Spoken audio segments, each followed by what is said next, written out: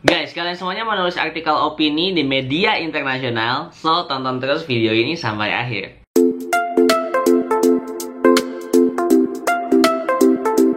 Oke, halo guys, balik lagi bersama aku Fauzi di channel Jejak Zamzami. Thank you banget buat teman-teman semuanya yang udah selalu nonton video-video aku, dan buat teman-teman semuanya yang belum nonton, jangan lupa untuk tonton dan jangan lupa juga untuk like, comment, share, dan juga subscribe biar aku makin semangat untuk bikin video buat teman-teman semuanya.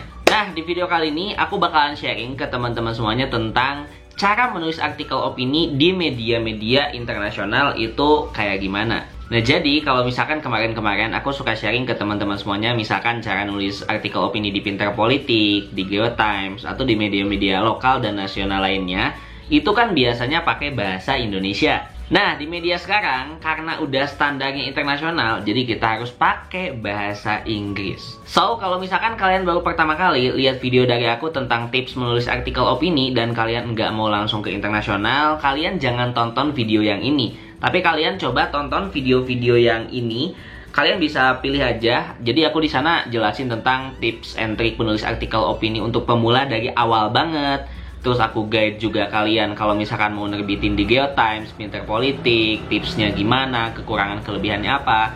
Kalian silahkan cek di video-video yang lainnya.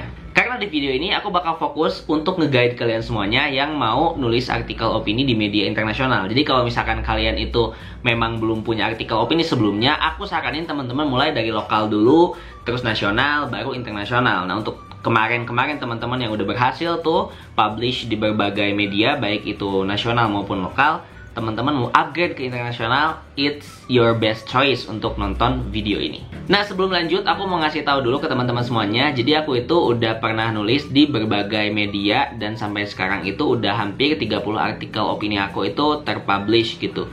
Jadi kalau misalkan teman-teman mau cek beberapa artikel aku biar jadi referensi buat teman-teman semuanya cara nulisnya gimana, langsung klik aja link di bawah ini, atau aku taruh juga di description box biar teman-teman semuanya tahu. So here we go, kita bakalan langsung pindah ke screen, oke? Nah, pertama-tama coba kalian buka websitenya stratsi.com. Nah, Stratsi ini guys, ini media yang memang fokusnya tuh di Asia Tenggara gitu guys. Jadi udah masuk internasional juga. Dan kalau misalkan teman-teman cek tulisan-tulisannya, itu memang semuanya pakai bahasa Inggris guys. Jadi nggak ada yang pakai bahasa Indonesia ya. So make sure kalau teman-teman yang memang mau nulisnya pakai bahasa Indonesia, ya jangan masuk ke website ini atau jangan tonton video ini, tapi tonton video-video yang lainnya. Sebentar guys, ini kayaknya wifi-nya kurang bagus. Nah, ini kalau teman-teman lihat, ada introduction-nya juga. Jadi semuanya pakai tulisan-tulisan bahasa Inggris, dan nanti teman-teman itu namanya bakalan ada di sini nih. Kayak ini nih, ini kan yang nulisnya ada dua orang. Ada Dr. Murni sama ada Sofia. Di sini ada penjelasan teman-teman juga nanti. Misalkan teman-teman namanya Ajis. Ajis is a senior lecturer at University of Indonesia, bla bla bla kayak gitu. Dan kalau misalkan teman-teman masih mahasiswa juga nggak apa-apa. Banyak banget kok mahasiswa yang nulis di sini gitu. Nah, untuk cara nulisnya terus gimana? Nah, teman-teman lihat di kolom ini ada Write for Us. Teman-teman tinggal klik aja di Write for Us itu. Nah, teman-teman bakal ada semacam guidance-nya di sini gitu. Kayak misalkan di sini ya, writing guidance-nya itu teman-teman publikasinya itu range-nya itu kayak 1200 sampai 1500 kata gitu. Jadi bisa teman-teman sesuaikan di sana gitu. Dan untuk outline-nya teman-teman detailnya bisa dicek di sini nanti. Nah, mulai dari range-nya gimana, language-nya harus kayak gimana, terus file submission-nya gimana, artikelnya gimana, dan sebagainya. Nah, saran dari aku, untuk tulisan-tulisan yang berbahasa Inggris, itu teman-teman pakai yang namanya Grammarly. Jadi teman-teman bakalan tahu gitu, grammarnya itu salah atau enggak, benar atau enggak, yang bagus gimana gitu. Jadi gunakanlah aplikasi itu, karena itu gratis, tapi yang bayarnya juga ada sih. Tapi mostly gratis, aku pakai kok. Nah, di sini teman-teman langsung ke submission details. Jadi ini enak banget guys. Kalian bisa langsung unduh di sini gitu sih artikelnya itu. Jadi gak usah kirim-kirim lewat email. Teman-teman tinggal isi namanya siapa, emailnya, your bio. Bio itu kayak yang tadi. Aku adalah mahasiswa hubungan internasional di Universitas Gajah Mada dan sebagainya. Kayak gitu-gitu guys. Terus summary itu, si artikel teman-teman tuh ngomongin apa gitu. Nah, di sini teman-teman upload di PDF untuk artikelnya itu, baru teman-teman submit dan nanti bakalan ada konfirmasi. Nah, itu untuk rekomendasi media internasional yang pertama. Semoga teman-teman bisa paham sampai sini ya. Kalau misalkan masih ada yang bingung atau mau ada yang ditanyain, langsung tanyain aja di kolom komentar. Yang kedua adalah modern diplomasi. Nah, untuk modern diplomasi ini sama juga media internasional. Kalau misalkan teman-teman cek, ini kan banyak banget tulisan-tulisannya emang pakai bahasa Inggris, guys. Dan di sini sebenarnya kalau aku lihat ya, modern diplomasi sama strategi. Kalau dari segi UI UX ya, dari segi desainnya itu dan enak dipandang itu sebenarnya aku lebih suka modern diplomasi sih. Tapi ya namanya kita nulis kan bukan dilihat dari UI UX-nya, guys, tapi kredibilitasnya si medianya itu gitu. Dan untuk modern diplomasi dan strategi ini bagus gitu dua-duanya. Nah, untuk modern diplomasi ini nggak hanya mencakup Asia Tenggara doang, tapi memang dia juga udah berbagai negara lah. Jadi dia banyak banget tuh topiknya. Mulai dari diplomasi, ada BRICS, ada International Law, New Social Compact, dan lain-lain lah. Jadi teman-teman bisa sesuaikan itu. Dan regionnya kan banyak banget tuh. South Asia, Amerika, East Asia, Asia, dan lain-lain. Nah, teman-teman bisa cek gitu, teman-teman kalau misalkan nggak mau topik yang HI, ada juga topik di bisnis, topiknya juga di security misalkan, atau bahkan topiknya di finance gitu, ada juga banyak. Nah, terus cara nulisnya ini gimana, guys? Nah, cara nulis ini ada di sini. Teman-teman tinggal ke more, terus langsung ke write for us. Nah, teman-teman bisa cek di sini. Nah, di bagian write for us ini ada beberapa ketentuan. Misalkan contohnya itu teman-teman itu nulisnya itu ya range-nya itu 1000 sampai 1500 untuk misalkan yang kalian itu mau komen-komen lah artikelnya itu sifatnya itu komentar buat artikel lain gitu. Tapi kalau misalkan teman-teman mau bikin analisis yang lumayan panjang ya berarti boleh sampai 3500 kata gitu. Tapi menurut aku sih kalau misalkan teman-teman nulis artikel opini itu nggak usah panjang-panjang sih. Kayak ya 1000 sampai 1500 kata itu udah oke lah gitu. Nah, terus di sini ada ketentuan juga kayak misalkan kalau teman-teman udah publish berarti itu memang itu benar-benar kayak view-nya teman-teman gitu, kayak pandangannya teman-teman. Jadi kalau misalkan nanti itu ada masalah apa-apa, si modern diplomasi ini nggak tanggung jawab tentang hal itu. Jadi tetap dikembalikan kepada si autornya. Nah, untuk artikelnya ini harus dicek dulu tadi gramaticalnya, itu bisa lewat Grammarly teman-teman.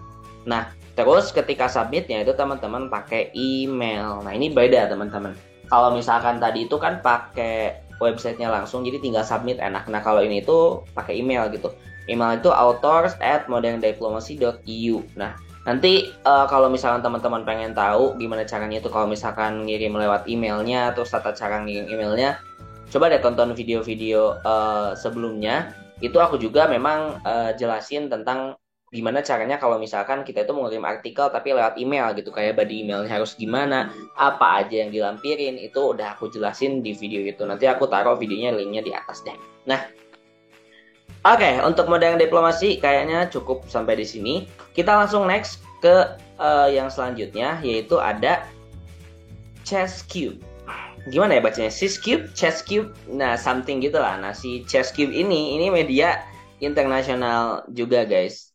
Jadi dia banyak banget, ada itu artikel, ada juga review, ada commentaries, ada report, ada briefs, ada projects gitu. Jadi dia banyak banget medianya. Kita ambil coba salah satu tulisannya ya, misalkan nih ASEAN India Summit. Nah, ketika teman-teman lihat, nah kayak gini. Jadi nanti bakal ada tulisan di sini by, misalkan kalau aku yang nulis by Fauzi Wahyu Zamzami gitu. Ini tulisannya pakai bahasa Inggris juga. Jadi teman-teman make sure ya bahasa Inggrisnya harus oke lah. Ya kalau misalkan nulis itu kan kita nggak bisa ya menjustifikasi orang itu bahasa Inggrisnya bakalan kelihatan bagus atau enggak, toh masih ada Google Translate. Tapi biasanya kalau orang yang nulisnya bahasa Inggrisnya itu udah bagus, udah oke lah gitu, memang kelihatan guys dari tata cara penempatannya, dari verb yang dia pakai. Misalkan dia sukanya pakai normal verb. Kalau orang-orang yang udah high level gitu ya, udah bagus bahasa Inggrisnya, biasanya pakai yang advance gitu verbnya. Jadi banyak perbedaan lah. Cuman ya kalian nggak usah nggak usah terlalu wah gue insecure nih gara-gara gue gak bisa bahasa Inggris, nggak usah kayak gitu, karena ini tulisan guys, bukan ngomong. Kalau tulisan kan masih bisa diakalin dengan tadi Google Translate, Grammarly, dan masih banyak lagi. Nah, terus pertanyaannya, cara nulisnya gimana nih di Chesscube? Nah, kita langsung ke Write for Us lagi guys di atas. Di sebelah kanan itu ada. Nah, di sini bacaannya panjang banget. Jadi ini sebenarnya tentang guideline gimana cara nulisnya itu, termasuk cara nulis bahasa Inggrisnya yang bagus versi mereka itu kayak gimana. Nah, ketika teman-teman mau nulis, nah di sini singkatnya teman-teman langsung kirimin ke submissions@chesscube.com. Gitu guys. Jadi si Chesscube ini berarti hampir sama kayak modern diplomacy, yang dia itu harus ngirimnya itu lewat email, bukan lewat websitenya langsung. Nah, untuk tadi yang mau tahu lagi tata caranya itu gimana untuk ngasih email, termasuk body emailnya dan sebagainya, itu tonton di video-video aku sebelumnya karena udah aku jelasin. Tinggal teman-teman ubah ke bahasa Inggris saja, that's it. Karena yang aku contohin di emailnya tuh pakai bahasa Indonesia. Nah, segitu dulu aja videonya. Semoga bermanfaat buat teman-teman semuanya. Dan kalau misalkan kalian udah berhasil nerbitin artikel opininya baik di lokal, nasional maupun internasional, jangan lupa untuk hubungin aku untuk kasih tahu aku, dan juga kalau bisa teman-teman post di Instagram dan teman-teman tag aku biar nanti aku repost. Dan kalau misalkan teman-teman mau tanya-tanya lebih lanjut, silahkan komentar aja di bawah. Aku bakal sebisa mungkin bantu teman-teman sampai teman-teman bisa terpublish artikelnya. So, thank you so much buat teman-teman semuanya yang udah nonton. Jangan lupa untuk like, comment, share, dan juga subscribe. See you next time guys, and goodbye.